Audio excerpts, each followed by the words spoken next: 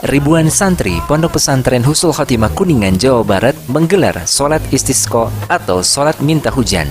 Kegiatan yang digelar di lapangan Gor Pondok ini diikuti ribuan santri, dewan guru, serta perwakilan Badan Taman Nasional Gunung Ciremai pada Sabtu siang tanggal 22 Agustus 2015. Hadirin wal hadirat, jamaah salatul istisqa yang dirahmati Allah Subhanahu wa taala, insyaallah kita akan melaksanakan salah satu yang tentunya disyariatkan di dalam Islam, yang dicontohkan oleh Rasulullah sallallahu alaihi wasallam, yaitu salatul istisqa. Salatul istisqa adalah masyru'ah, disyariatkan ketika dirasakan kita mendapatkan kesulitan, tidak ada turunnya hujan atau lambat turunnya hujan. Dan ini pernah dilakukan oleh Rasulullah SAW para sahabatnya. Istisqa artinya talab as-suqya min Allah, ya, meminta hujan dari Allah Subhanahu wa taala. Hadirin hadirat rahimakumullah, di antara karunia, di antara nikmat Allah Subhanahu wa taala yang besar adalah yaitu al-ma, ya. Di antara nikmat Allah Subhanahu wa taala yang besar adalah al-ma, wujud al-ma, adanya air. Yang air itu adanya di antaranya ketika Allah menurunkan hujan.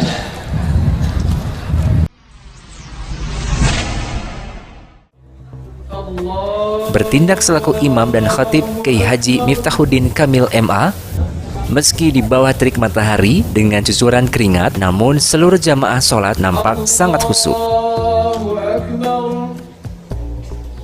Sholat istisqa yang dilakukan para Sivitas Akademika Husnul Khotimah Kuningan dilakukan dengan 2 rakaat, yaitu rakaat pertama takbir 7 kali dan kedua takbir 5 kali. Dilanjutkan dengan khutbah dan doa bersama.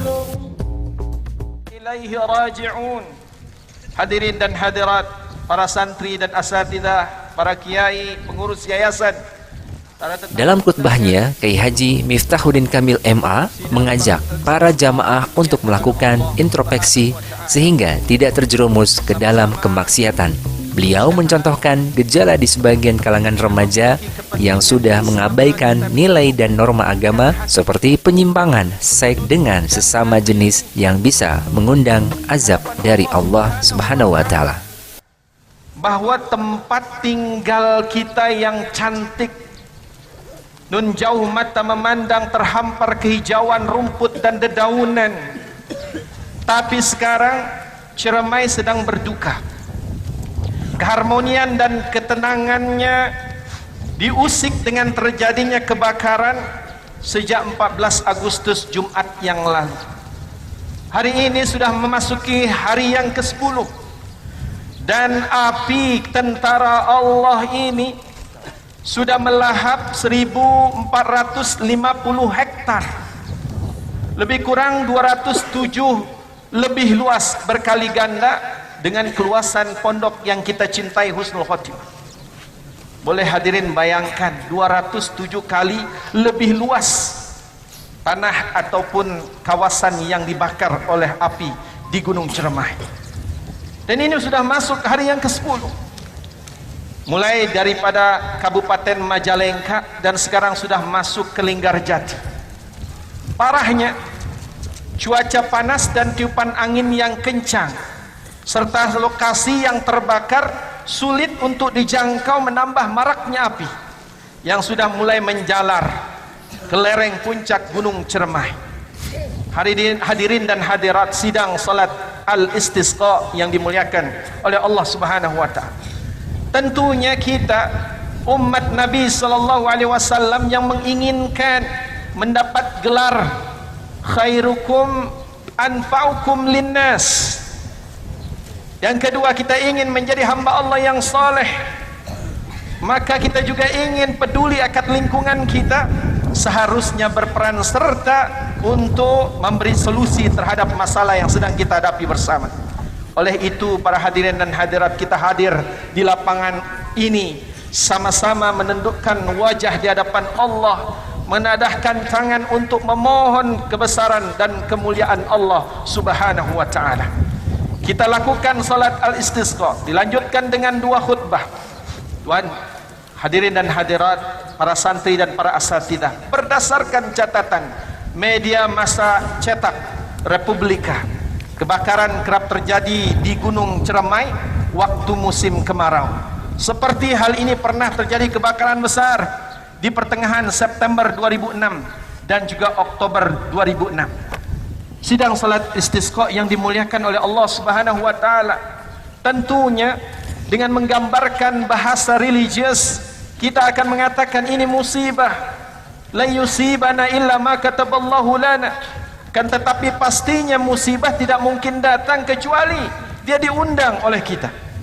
Maka hadirin dan hadirat, sidang salat istisqa sebagaimana yang dibacakan oleh muassisul ataupun raisul muassasah, ya Ustaz Kiai Haji Mu'tamad tadi menyitir satu ayat daripada surah Asy-Syura ayat yang ke-30.